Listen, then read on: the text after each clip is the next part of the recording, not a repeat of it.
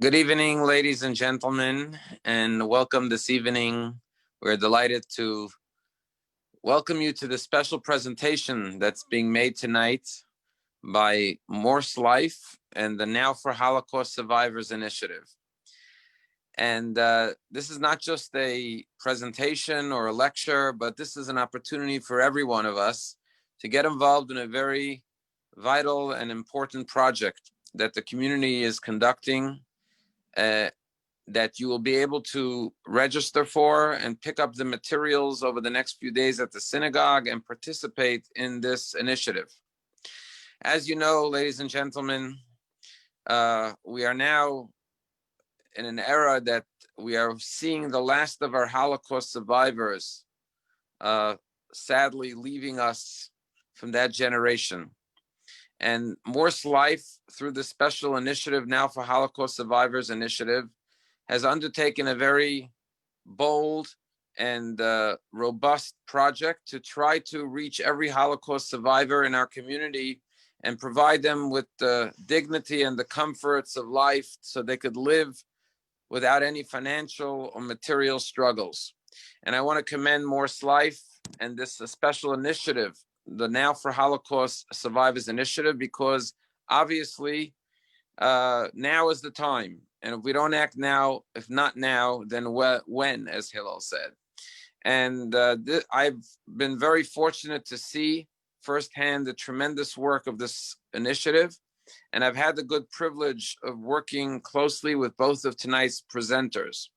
And tonight's presenters will present to us for about 40 minutes the scope of this project, the goal, the objectives, and how each and every one of us could get involved in this very important project. And then following that, there will be a question and answer period. You could type your questions into the chat box, and Rabbi Yosef Rice will be presenting those questions to our presenters this evening. I want to just mention that we actually have one of our members, Jacqueline Goldman, who is, of course, a Holocaust survivor, and she is over 90 years old, and she is on this call with us right now via Zoom. And I just want to say hello to Jacqueline as well. And those who know Jacqueline Goldman or know other Holocaust survivors in our community know that these people, despite having endured the greatest tragedies and suffering known to man, are the most beautiful, kindest, good-natured people who want to just spread goodness, kindness, light, and love, and combat evil, anti-Semitism, and darkness through education. And that's what this evening is all about. It's an opportunity to learn about the Holocaust survivors in our midst and what we can do to help them, and at the same time to perpetuate the memory of the 6 million, and especially the 1.5 million children who perished during the Holocaust, and how to make sure that their legacy lives on. And so tonight we have with us Dr. Jenny Furmer, who is the director of the Now for Holocaust Survivors initiative. And then we have with us Rabbi Erica Rosenkranz, who is the director of community engagement of the Now for Holocaust Survivors initiative.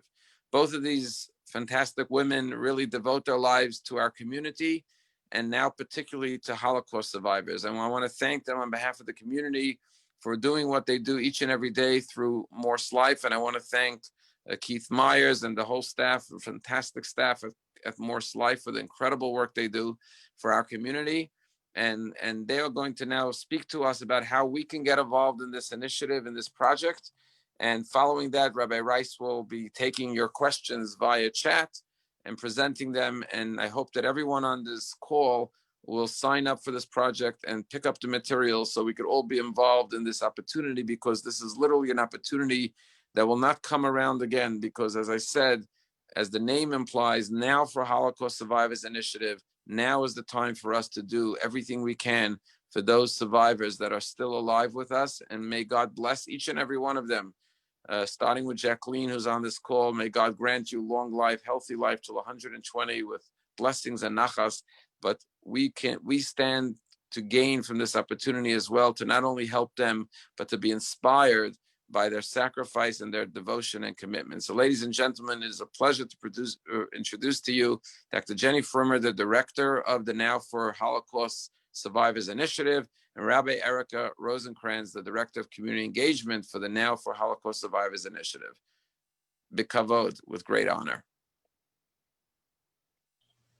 Thank you so much, Rabbi. It's truly a pleasure to be here and see some familiar faces as well. I'm going to go ahead and share my screen. And this way we have a relatively short PowerPoint that we would share with you. This is really designed to sort of have us have people on the same page so that when we do the questions and answers, we sort of have had an opportunity to present some material to you as well. Many of you know that I've been in the Jewish community um, going on 35, 36 years. I was honored to be the CEO and before that the COO at Elpert Jewish Family and Children's Services. And we were at that time, this community, Palm Beach, one of the first programs in the country to actually receive, in 1995, receive the first grant to actually help Holocaust survivors in Palm Beach County. So it has been my life's work, and it is truly an honor to be here this evening. Just to put it into perspective, this specific initiative at Morse Life Health System is partially funded through the Jewish Federations of North America, known as JFNA, and also specifically the Center for Advancing Holocaust Survivor Care. And we are working as a partnership very closely with next generations of Holocaust survivors, whose mission it is to be in the schools and to teach people of all ages the lessons of the Holocaust and specifically how to have the skills to be an upstander and not a bystander. So it's part of very important work that we're doing together. Many of you know Morse Life. It's a nonprofit. It serves 800 seniors on the campus and then an additional 2,800 out in the community. So the reasons we don't know the exact numbers of Holocaust survivors, and Rabbi, I did hear you say earlier that we are unfortunately, due to natural attrition, losing many, many survivors every day. However, being here in Southeast Florida and Palm Beach County, we also are sort of a natural landing space, if you will, for people who are emigrating from the north. And so our numbers have not specifically or significantly dwindled, although our older survivors, unfortunately, we have lost, and many of them have gone back up north to be with family when they really need care. So the range we are serving currently is the youngest is 76 and the oldest is 104 Kanahora. So we're very fortunate. These are some of the reasons why we really don't know the number of survivors, and no one in the country does. The range is very large. It ranges from, depending on what you read and who you speak with, anywhere from 80,000 to 140,000 survivors left.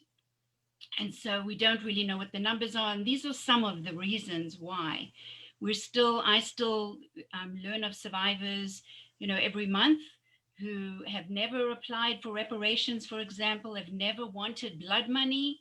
They've really tried to make it on their own until they're in need and turn to us in the Jewish community to ask for help.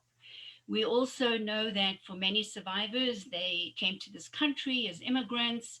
They were the greeners, they were the refugees, and they really focused on integrating their families into American society and focused on educating their children and remained under the radar until, unfortunately, aging as a process takes place. So please, if we have any questions, I can always put the slide up again later. I don't want to go through all of these. I just wanted to give you some idea of the reasons why many of our Holocaust survivors, particularly the older ones, remain in the shadows, and younger survivors who were children, I should say, during the Holocaust, really in their aging process tend to look for services and in particular emotional support. So these are some of the experiences we know survivors have and may have experienced. Again, I'm not going to go through all of these, but there is still a myth today that people believe that survivors are only those who survived concentration camps and death camps. And we know that survivors actually survived in all kinds of ways during the Holocaust. And the one thing that I would say that that Holocaust survivors generally have in common is that they were displaced, that they were usually displaced because of Nazi occupation. So today, survivors are at least 75, 76 years old. We know statistically that two-thirds live alone or have no family. Uh, Many of them, not all of them, continue to live with the unique mental and physical scars. And again, not reading my slide, but one of the most important things that we can do as an organization, as organizations in the community, as well as a community as a whole, is be person-centered and trauma informed. And that's a unique approach to sort of being aware of and asking not what is wrong with somebody, but rather what happened to somebody. And through our understanding, we can build resilience, we can tap into resilience as individuals age. That's something that Rabbi Shiner was just pointing at, was how survivors, even though they've been through some difficult situations, they're so resilient. And as we talk later about the project, it's one of the reasons why we want to do this project and have something that represents resilience in our survivors forever. Absolutely, Rabbi. And after the war, for many people, again, it's a myth that sort of the war ended and people were just able to find their homes. Many lived in displaced persons camps for years before being claimed, if you will, and able to come to America or Australia or anywhere else in the diaspora.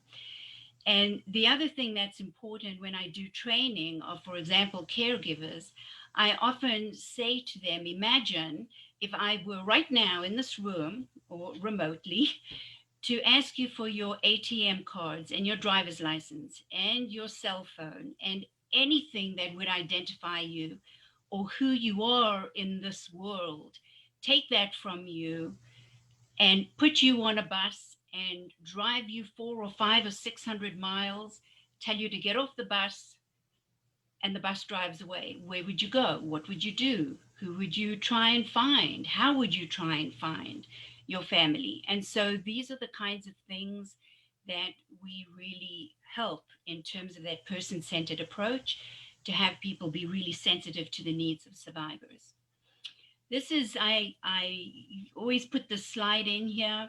I think of Mr. Kleinman, Lazar, who was trauma exposed at a young age.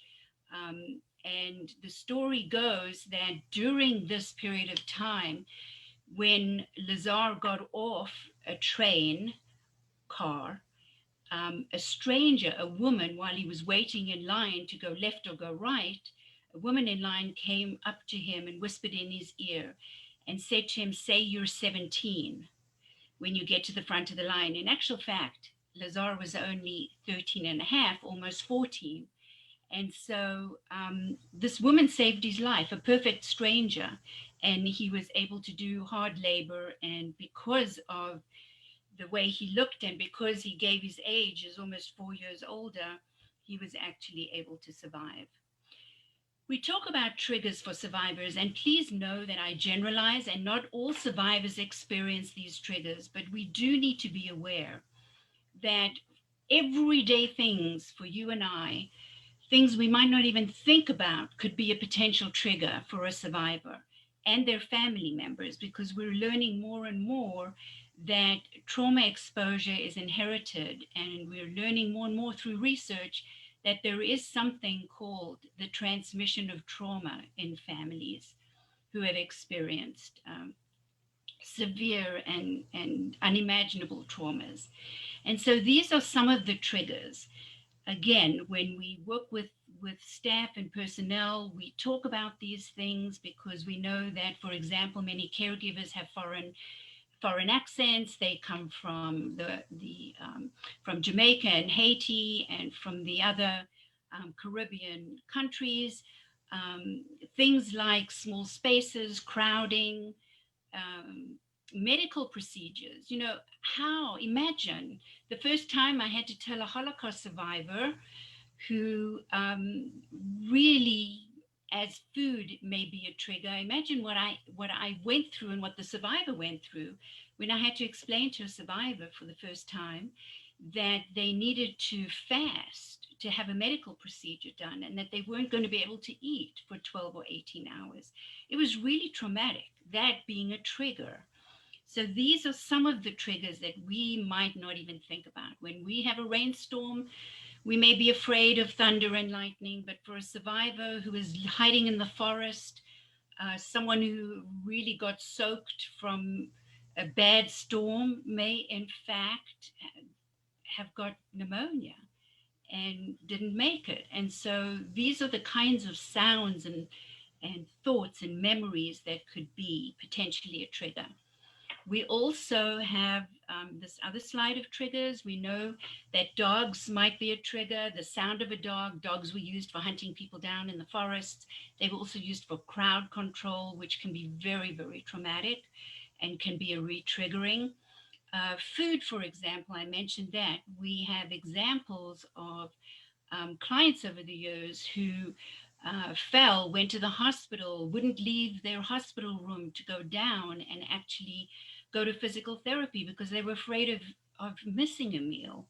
And so, together with case managers at Elpert, we came up with some really creative ways of making sure that that survivor knew that they would be back in time for their meal. And not only that, they got a pekelach, a little bag with all kinds of goodies in it to take down with them to physical therapy because they were afraid they may feel hungry, not being in control of being able to go to their own fridge. So, Jewish holidays and religious symbols, we know that for many older adults in general, anybody can feel really alone, and particularly during this time of COVID, that Jewish holidays take on a whole potentially different meaning. But the Nazis were truly diabolical. And remember that many of our survivors have pre war histories, pre war lives with families of origin, and then during the war and post war. And so for many of them, they remember times of Pesach and being with a large family. But the Nazis were so diabolical, they knew family members were together, and that's when they came and did their roundups. So it can just be a very, additionally, kind of anxiety provoking time. I mentioned that we really stop and we don't say, what is wrong with that person? We try and understand what happened to that person. So let me tell you a little bit before we move on to Rabbi Erica telling you about this fabulous project that we're doing. Morse Life is providing additional, expanded, and supplemental services. This community is very, very fortunate. Palm Beach County receives a significant amount of dollars through the Claims Conference, German dollars, German government dollars primarily, but not exclusively. And these dollars are actually provided through Jewish Family Service and Rails Family Service for our county to Holocaust survivors. But those dollars tend to be somewhat restrictive. And so they have caps on the kinds of services that a Holocaust survivor can receive. I don't like to talk about it as rationing, but ultimately, because the German government makes it quite a challenge to provide services the way survivors may need them, Morse Life has stepped in to provide the additional, expanded, supplemental services to both the Holocaust survivor as well as the spouse, whether that spouse is a Holocaust survivor or not. Or in some cases, we're helping adult children who are the second generation, who themselves have some medical problems. Those claims conference dollars, the German government is not paying for any services for the family members of Holocaust survivors. And so we are so fortunate in Palm Beach County that through the Now Initiative, we are able to help Holocaust survivor families. And so these are some of the ways that we are currently helping survivors. And I'm going to now hand it over to Rabbi Erica so that we can talk a little bit about what's happening now, and then we'll open it up for questions with Rabbi Reiser. Thank you. Yeah.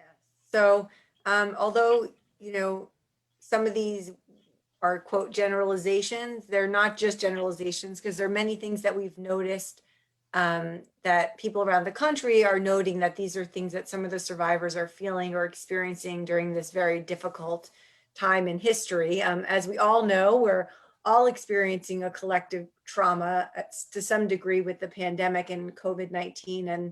And some of the things that I've noticed, and we've noticed working with survivors, is kind of an exacerbated feeling of loneliness and isolation, which many older adults are feeling as well.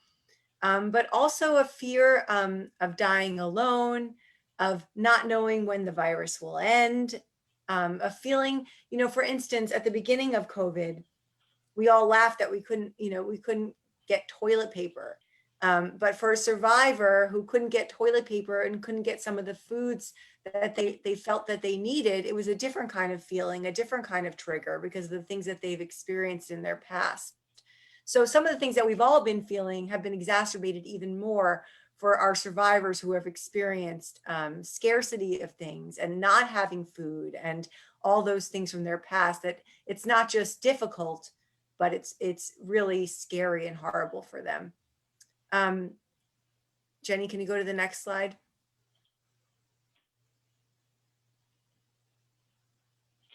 So the other thing that I want to mention is that, and I kind of mentioned it at the beginning, and something that Rabbi Shiner kind of touched at, which I was so thankful for, thank you, Rabbi Shiner, is that the other amazing thing we see from survivors is their resilience.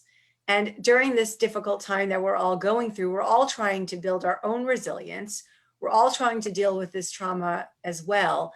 And we can look at survivors and some of the techniques that they've had over time after experiencing a trauma, and how they've built such great resilience. It's something that I have learned a great deal about working with survivors over this past year.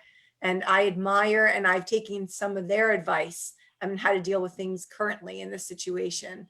And one thing that survivors have done is to find emotional support, to find nurturing relationships, to find support groups, to partake in therapy, some of the things that we all may look to now as we deal with our own trauma.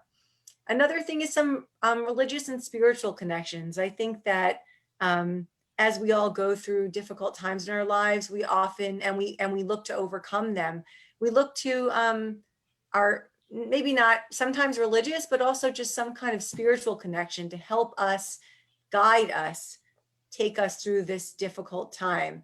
And many of those things can be things like taking a walk, saying a prayer, sometimes being in synagogue, but sometimes experiencing those things outside of synagogues. And we've seen that our survivors have really been connected to not necessarily religious ways of living, but definitely a spiritual connection and a connection to tradition. And I think that's something that we really look for as we move forward and we try to build our resilience. And when I talked to you a little bit about the Butterfly Project, one of the things I think is so significant is that the statue that will be built at Morse Life with all these butterflies that everybody will be painting and participating in, part of the amazing thing that that statue will represent is resilience. And I think that's really important.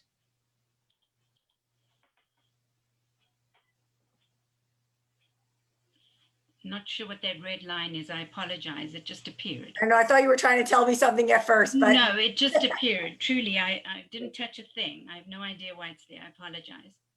Is it going? Can you move the slide forward? Oh, here we are. So these are some of the things that we've learned from survivors and their families at this time, and some of the things that we've used as tools and mechanisms to get through this difficult time as well. Some of them I'll just point out, you can see the slide, but accepting a mindset, we have been through worse. We're adjusting to what's available to us. I had one survivor say, so I don't have toilet paper. I didn't have toilet paper for a very long time. It's okay, I'll make it work. Instead, I'll take a picture and I'll send it to my grandchildren and I'll smile. So focusing on the positive, looking at the small positives in the everyday situation and really focusing on those things instead of the difficult things, being more flexible, ensuring self-care, taking time to really do things that are good for us personally to help us feel better. Learning. I mean, one of the things we're doing tonight together is learning. And I know that the synagogue has many, many learning opportunities through Zoom over this difficult time. And it's a great way for us to find support and to keep ourselves doing something positive and helping ourselves grow during such a difficult time. And I know a lot of survivors are doing that as well. And just also not being silent. You know, we see, without getting political, we see a difficult world sometimes today. And many survivors are very open and vocal about speaking up about injustice that exists in the world. And I too feel that's extremely important. And they remind me of this quite often, is that we need to speak up for those who are not being treated fairly and equally. Jewish people, African-American people, whoever that may be. And I think that's a really important lesson that our survivors have reminded us continually. So before we go on to, I'm going to talk to you specifically about the project that I hope you will all participate in. We'd like to open it up for any specific questions or comments or thoughts that you've had as we've done this little mini presentation.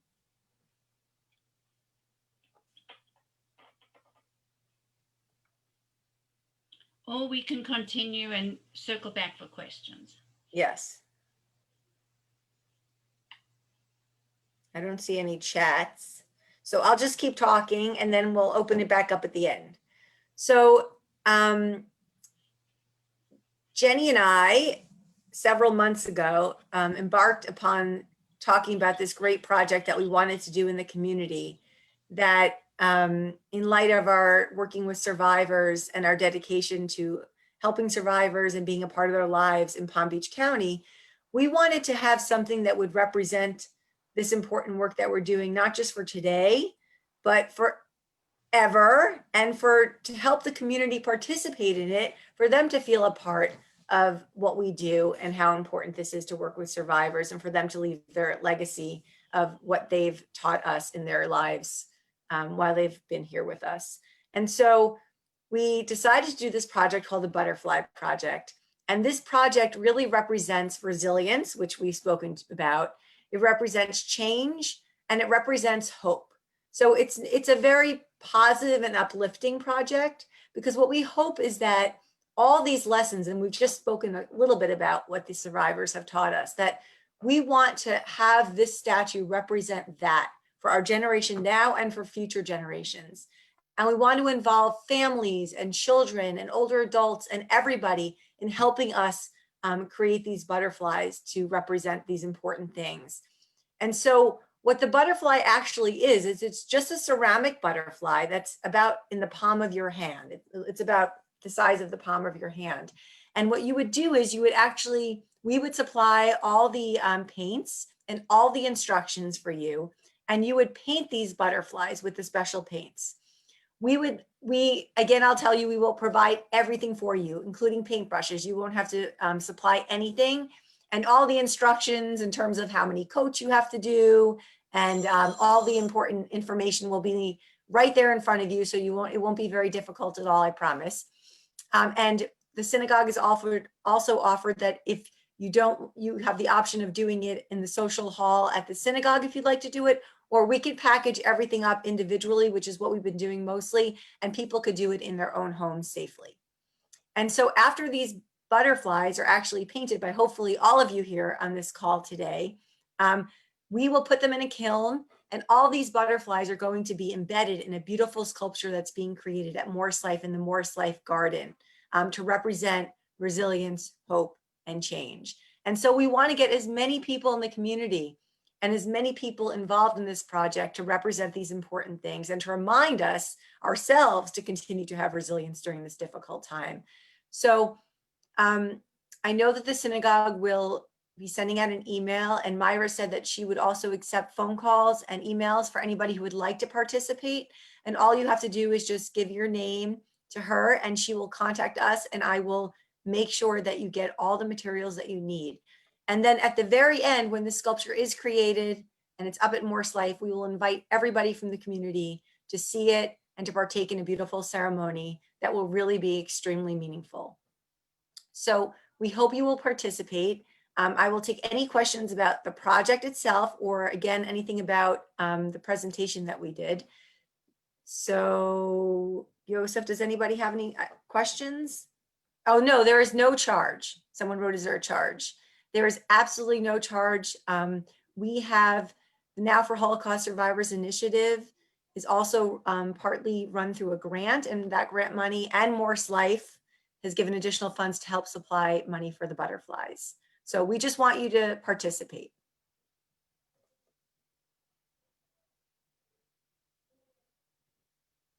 Is there, I'm looking to see if there's any other question. Oh, can you show us one? I can, if you give me a second, I can run and see. Where's Jenny? I don't even see her. Is Jenny still here? Jenny, are you still here? Did she get booted off?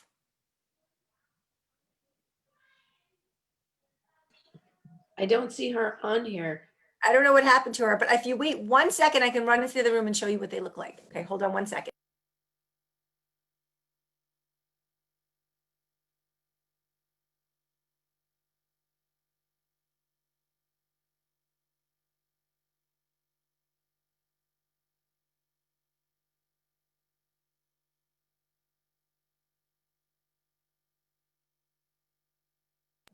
This is what they look like without having the paint on them.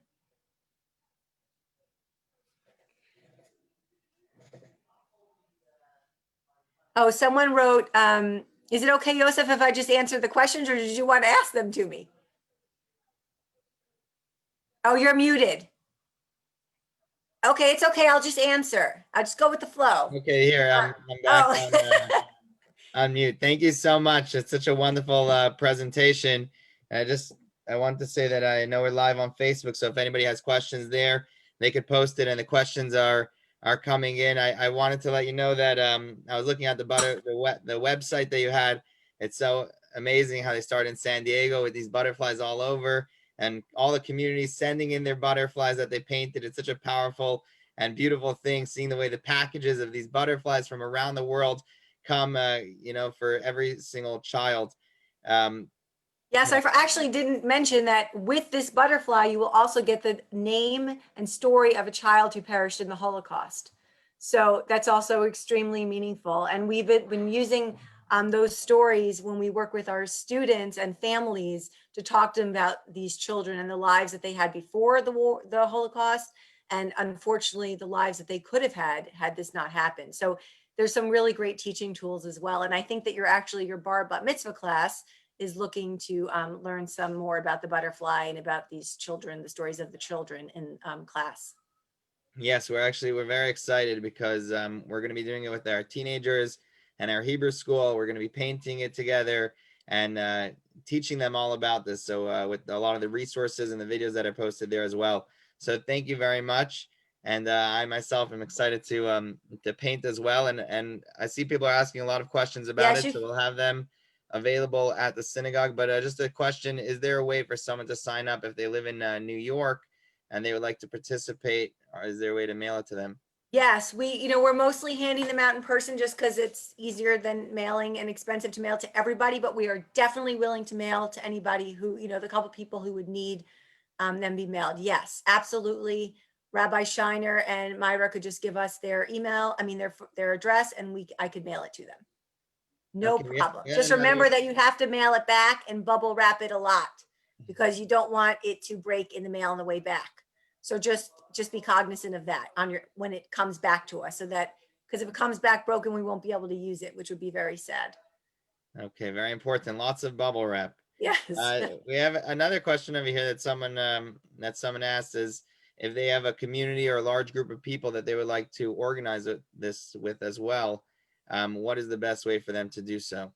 Yeah, so we're doing this project all over the community, from Boca all the way to Jupiter. So yes, if anybody's interested in doing it with like their friends or a cohort of people, what they would do is just email me, which is Rabbi Erica. My name is Erica at morselife.org. And I can set that up and we can put that together. We would love to have as many people that would like to participate. So far we have about 2,000 butterflies that are being worked on. So we hope to, we may have 4,000 to 5,000 is what we're thinking. Okay, thank you. And we have with us Siona Rubenstein, and she had a question actually. If she has a name of a Holocaust, someone who perished during the Holocaust, an aunt, if there's a way that she could connect that name to be linked to a specific butterfly.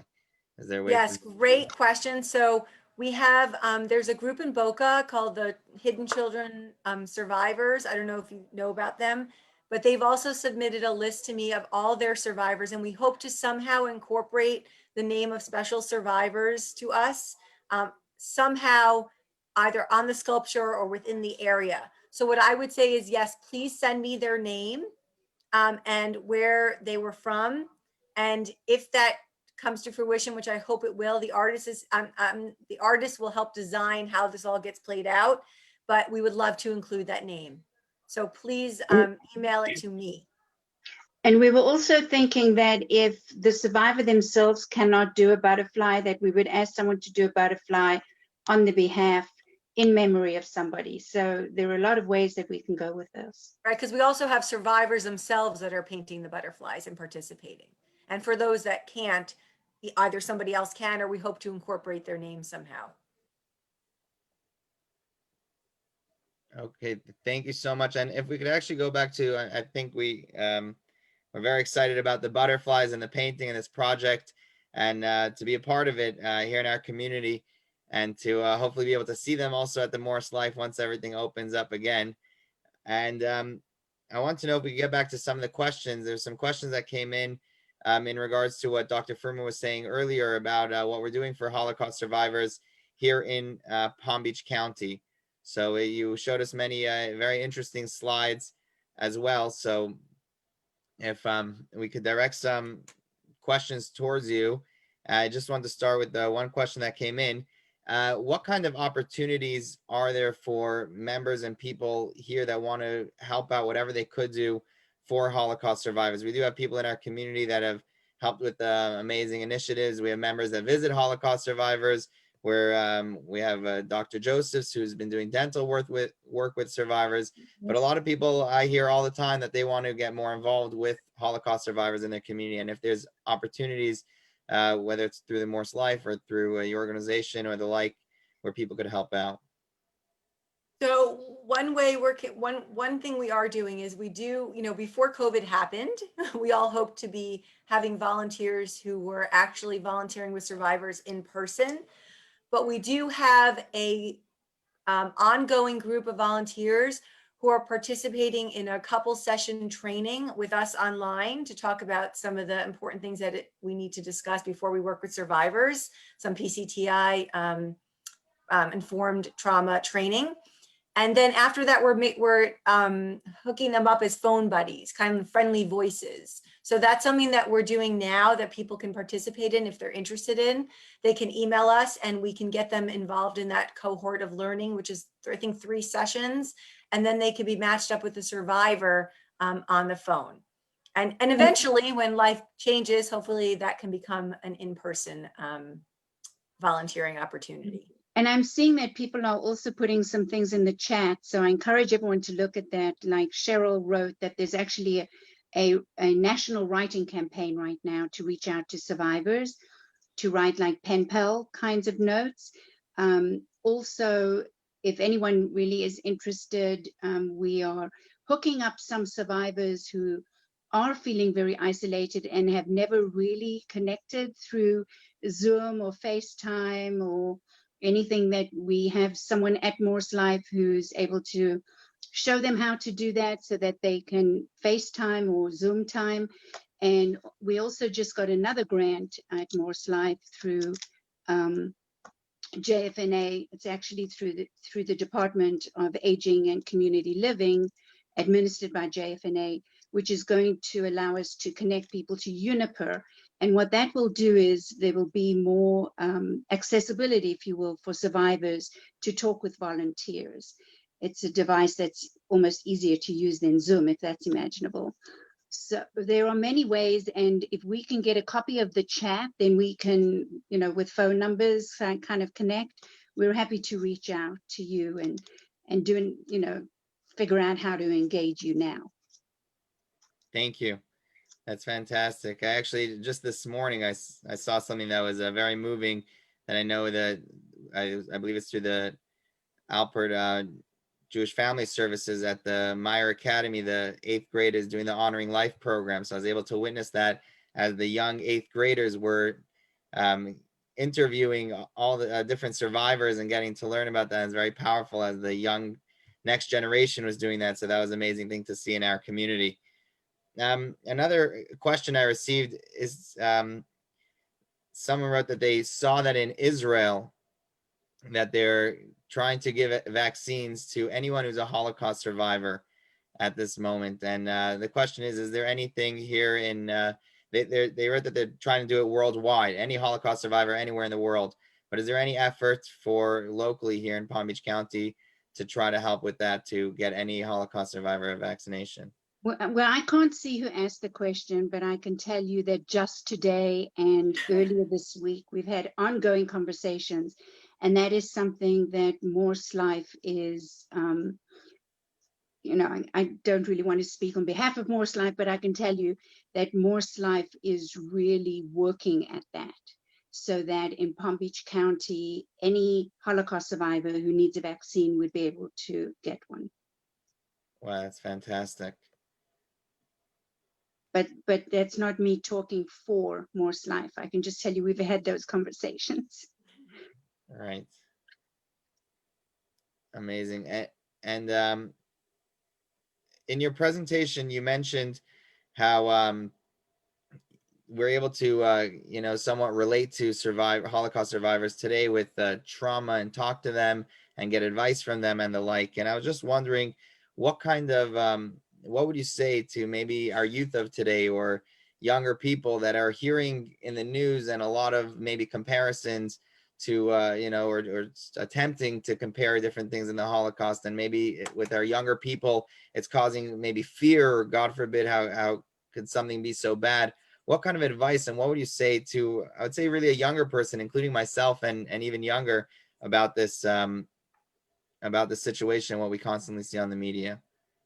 Well, we're all different, but what I can tell you is that just this afternoon, I spoke with a Holocaust survivor who has really quite a horrific persecution history, whose husband died 2 years ago, and she was very upset and she was crying, and she feels that she's sort of ruminating, and we tend to ruminate. I'm a mental health professional by background, so I can't help but say this. We tend to ruminate and be really concerned about things when there's a lot of ambivalence, when we ourselves don't really sort of know what the answers are or even what the options are. And with COVID, we don't know where the finish line is. We're running a marathon and we just don't even know where the path is and when we're going to get there. And she said to me, she said, but you know what, Jenny, I remember things my father used to say. And I asked her what that was. And she said, he would always say, honey, after darkness, there comes the light. And she said, I just keep thinking about those words, and it's every day, and sometimes more than once a day. But we all need to try and find something that allows us to be sort of in the moment and be mindful and to try and center us in the here and now, so that we can connect with ourselves and have a sense of, even if it's momentarily, that sense of empowerment, and feel like we can control what we can do today, now. And so it's very hard to talk with children about the unknown, or people who are younger. And I know Eric and you and I often talk about things that survivors are saying to us that we even find sort of empowering and healing in a way. Thank you. That's a beautiful. And I think what we were talking about a lot about the resilience, that's one thing I can tell you that I talk to my children, have always talked to them about, but even in light of my work with survivors, I talk to them even more about, because it's just such an important tool. If you can build resilience in life, you really are able to overcome so many more difficult obstacles. Life is not always going to go as you thought it would be planned. Yes, it's definitely something we could all agree on at these times. And it's so inspiring to see everyone, many people here joining tonight and putting in their contact information and their email, because this is really something truly that everyone wants to get involved with such a beautiful chesed. If anybody, once again, has any questions or the like that they would like to ask our wonderful presenters this evening, whether you're tuning in via Facebook or here in the chat box, and if you're messaging, if you want to continue, I've got some messages privately and the like, you're welcome to post it at this time. And it's we had another question, if the Morse Life is open to visit survivors at this time, or visitations at this time. Not yet. Yeah. Not. Not yet. Okay. And Hopefully, when everybody gets vaccinated and it's a much less risk situation, but right now they really have to protect the residents there. So, and not all of them, they're all still receiving vaccines and their family members. So not yet. We have to keep them safe for a little bit longer. Okay. And But when it is open, we'd love to have you come. excellent. And is there a website that we could post in the chat box? People are looking for more information on your organization and programs. Are you able to post a We link? have a Now for Holocaust Survivor landing page, Jenny. Do you have the link to that, or can we send that out? Yeah, I do have it. If you just give me 1 minute. I got kicked off, in case you didn't notice, and had to come in on my phone. So while we're talking, I can put that in there. Wonderful. Thank you.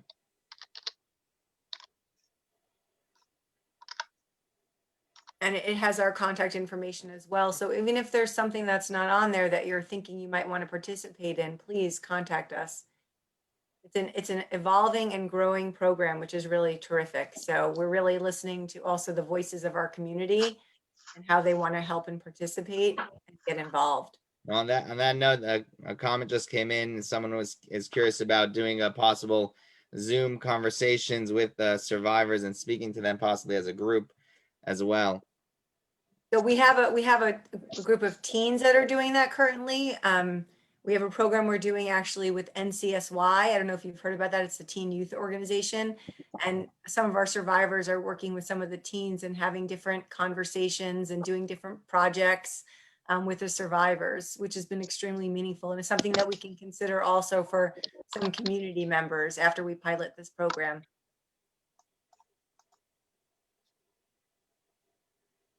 Wonderful. When are the bags going to be delivered to the synagogue for people to pick up? So as soon as we know, I have all the stuff, currently in my home. As soon as we have a list from Myra, I guess the next couple days people will sign up. And by the beginning of next week, I will make sure that the stuff is all packaged and given to the synagogue to distribute. Okay, this is actually Myra. So Myra, yes. So in our daily emails and on our Facebook page, I'll post a link. I have an online form where people can request kits and how many Yes. kits they need. And then that way I can easily communicate with everyone. Or tomorrow you can call in the office or shoot me an email. Yeah, so if you want to let everybody know kind of what the deadline for that would be, then as soon as I get the list, I can make sure I package everything up and get it to you pretty quickly. It would be great to have it by Friday so that but we are going to need some for the Hebrew school on Sunday. Right, but you just need to make sure that everyone will be able to respond. And I'm sure some people aren't on here that may still want to participate. So you Okay. might want to just reach out again, and maybe Friday would be the day that you can just let me know, and maybe Monday I can drop them off to you. Okay, perfect. I'll just call you and discuss this tomorrow then. Great. Great. Okay, back to the project. Okay, one other question about the actual design work of the butterflies. Is this something that is painted on both sides, or It's only painted on one side, actually. One side gets painted. okay? And I see Dr. Furmer is posting the link. And you can't put anything on here except for the paint, just the paint. Somebody put glitter all over it and we can't even use it. It's so sad. Because when they get put in the kiln, it will destroy the butterflies if certain materials are on there. So that's just important. Please just use the paint that we give you. But you can do any kind of design that you'd like if you're artistic. My daughter did some crazy dot thing all over the place.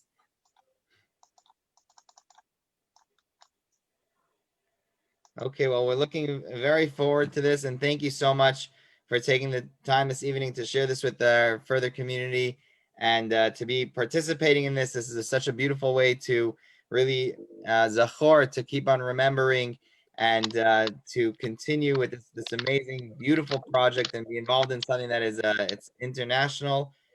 Based on what I saw on the website, how many people from all over the world are doing this.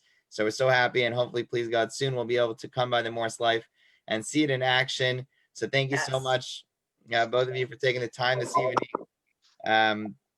It's also just important to note, if I could just say one more thing, that if you have a group of people that you think don't want to necessarily do painting, but want to hear about the initiative and how they can help survivors, we're also doing what we're calling virtual Zoom gatherings, where we can do smaller groups and have more of a discussion, and you can invite your friends, and they don't necessarily need to do the project. It's a possibility if you want them to, but that's another way that we can you can participate in the initiative and helping survivors as well. And the website is morselifefoundation.org/Holocaust. And it will take you directly to that page. Okay, wonderful. Thank you so much. We appreciate it. We're going to definitely be looking more into all these opportunities. And thank you so much for taking the time to bring this project to us and such important work that you guys do in the community. So kol hakavod, thank you so much. And I want to wish everyone a Laila Tov. And we look forward to getting our paintbrushes ready and be a part of this, making an everlasting impact. Yes. To remember these precious children. So thank you so much. Thank you, everybody. Thank you.